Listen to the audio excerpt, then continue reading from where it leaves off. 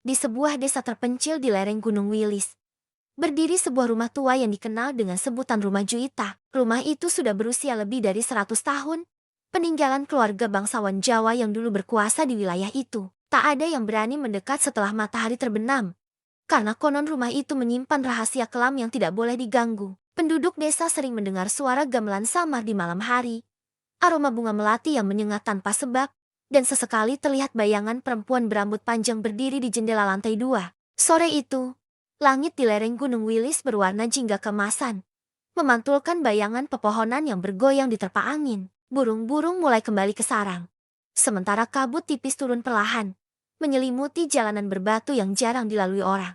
Damar, seorang mahasiswa sejarah, menatap peta lusuh di tangannya. Nafasnya sedikit terengah, bukan hanya karena perjalanan yang panjang, tetapi juga karena rasa gugup yang mulai merayap di hatinya. Tujuannya hanya satu, Rumah Juita, rumah tua yang konon menyimpan rahasia peninggalan bangsawan Jawa. Begitu ia tiba di desa, pandangan mata warga setempat mengikutinya. Mereka tidak menegur, hanya berbisik-bisik sambil melirik ke arah jalan yang mengarah ke rumah tua itu. Seorang kakek tua yang duduk di beranda warung akhirnya berbicara. Suaranya berat namun penuh peringatan. "Nak, jangan bermalam di rumah itu. Sudah banyak yang mencoba. Tidak ada yang sanggup bertahan lebih dari 1 malam." Damar hanya tersenyum, mencoba menyembunyikan rasa takut yang mulai muncul. "Terima kasih, Pak. Saya hanya ingin meneliti. Tidak ada yang perlu dikhawatirkan." Kakek itu menggeleng pelan, seolah tahu apa yang akan terjadi.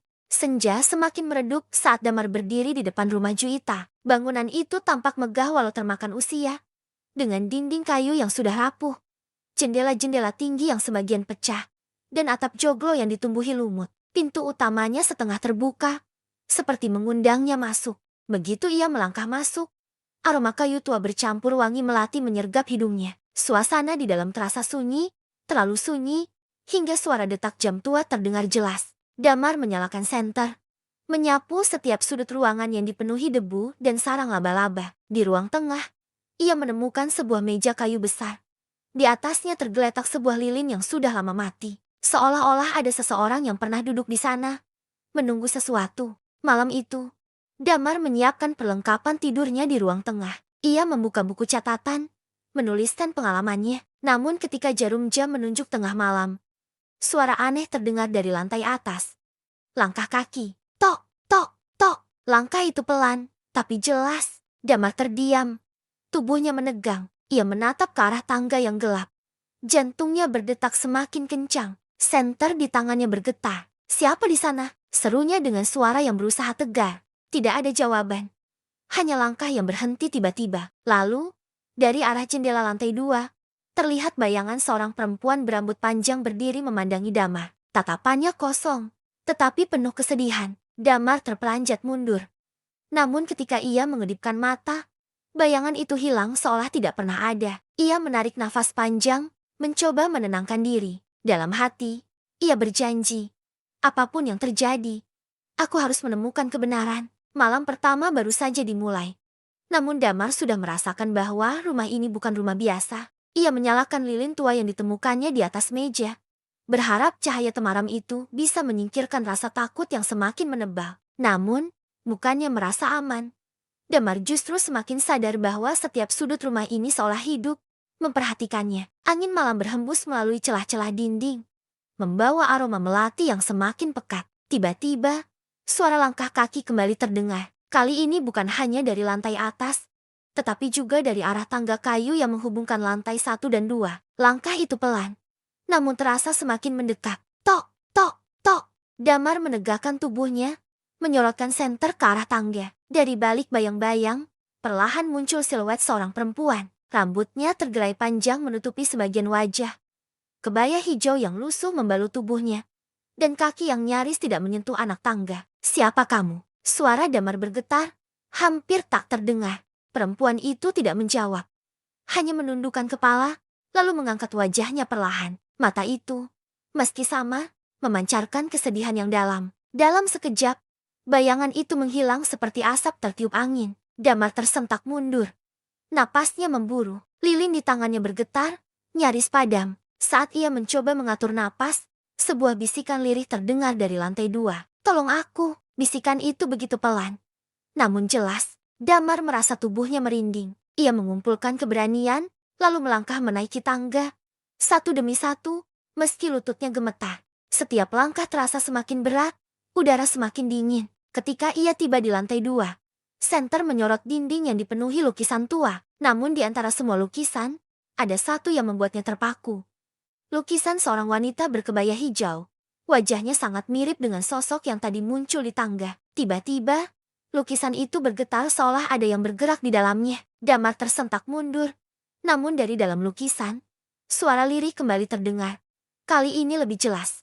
Namaku, Juita Ayu. Seketika, kaca lukisan retak dengan suara nyaring, membuat Damar terjatuh. Dalam kepanikan, ia berlari turun.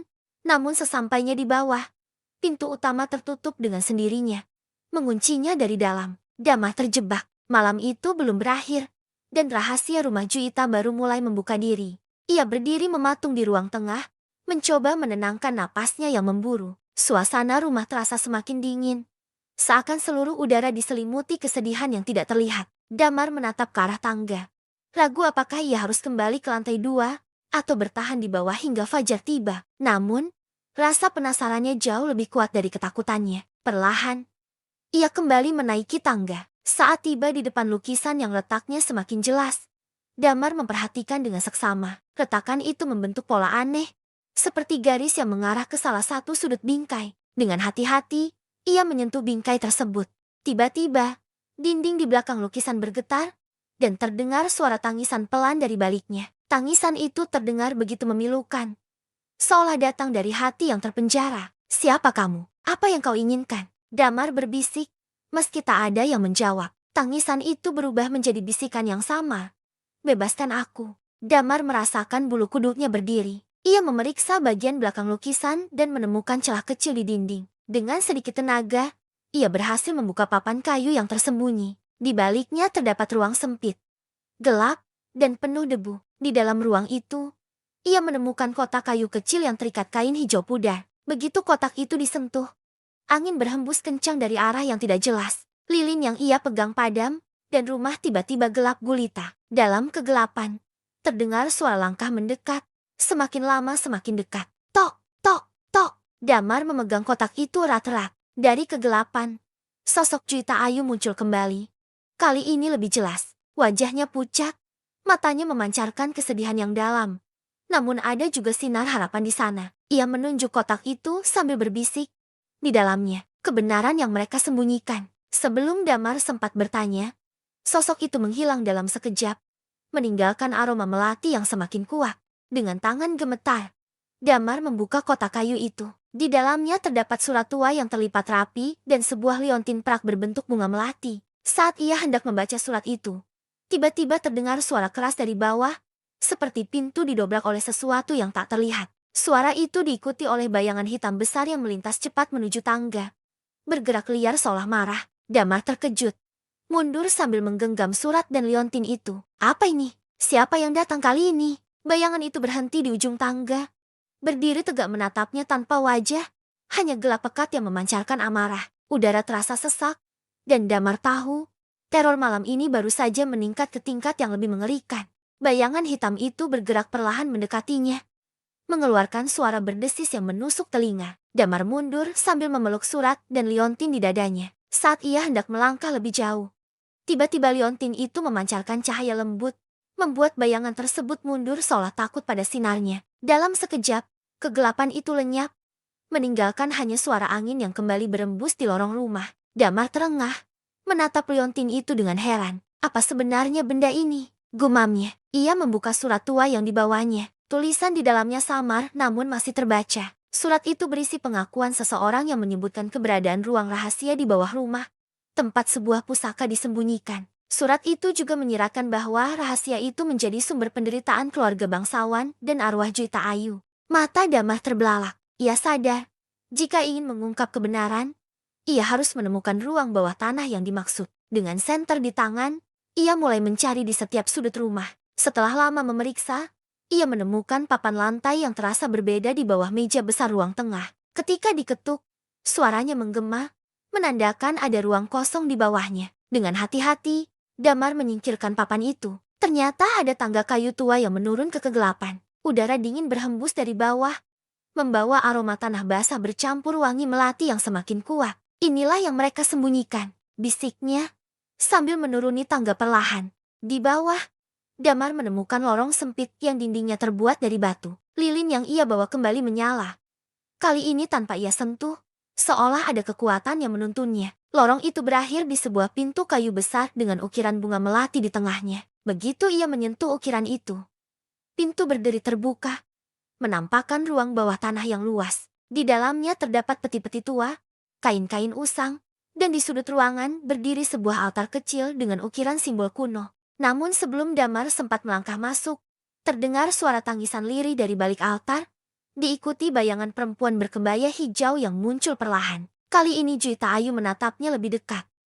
Wajahnya penuh harap. Kau menemukannya, tapi berhati-hatilah. Dia tidak akan membiarkanmu. Belum sempat Damar bertanya siapa dia yang dimaksud, tanah di bawahnya bergetar. Dari kegelapan di sudut ruangan, bayangan hitam besar yang sebelumnya muncul kini menampakkan diri lebih jelas. Bentuknya menyerupai sosok lelaki bertubuh kekar dengan sorot mata merah menyala, memancarkan amarah yang tak terbendung. Dengan suara bergema, sosok itu berteriak, "Jangan sentuh rahasia ini." Udara di ruang bawah tanah menjadi semakin berat, membuat Damar sulit bernapas. Ia sadar, rahasia yang ia cari memang ada di hadapannya.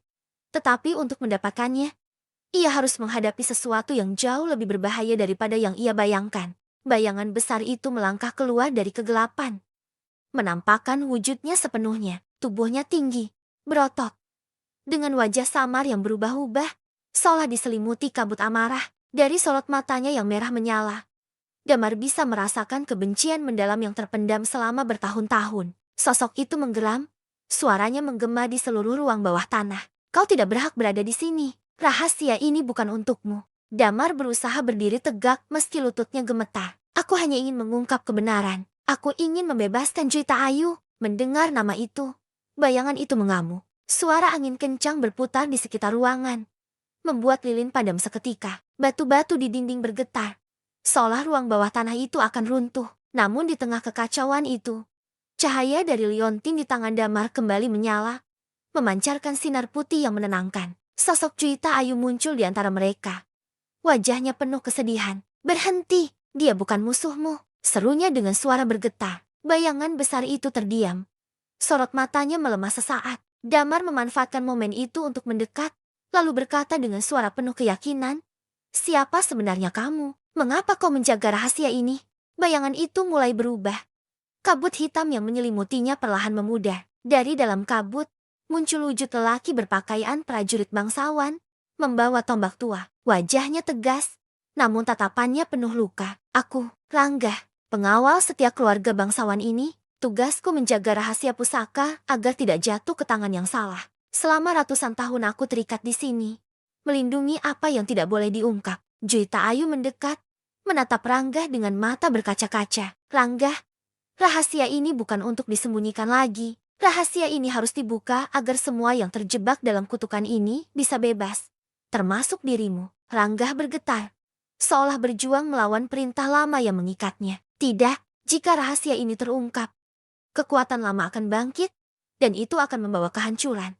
Damar terdiam, hatinya berdebah. Kini ia sadar, rahasia di dalam ruang bawah tanah ini tidak hanya tentang kebenaran keluarga bangsawan, tetapi juga sesuatu yang lebih besar, sesuatu yang berhubungan dengan kekuatan kuno yang bisa membawa bencana. Rangga mengangkat tombaknya, cahaya merah kembali menyelimuti tubuhnya. "Jika kau tetap ingin melanjutkan, kau harus melewati aku." Tanah bergetar, udara semakin dingin, dan suara Juita Ayu terdengar memohon, "Damar, jangan mundur. Hanya kau yang bisa mengakhiri semua ini." Dengan keberanian yang tersisa, Damar menggenggam liontin itu lebih erat, bersiap menghadapi pengawal yang telah berubah menjadi penjaga kematian. Malam itu, pertarungan antara keberanian dan kutukan pun dimulai.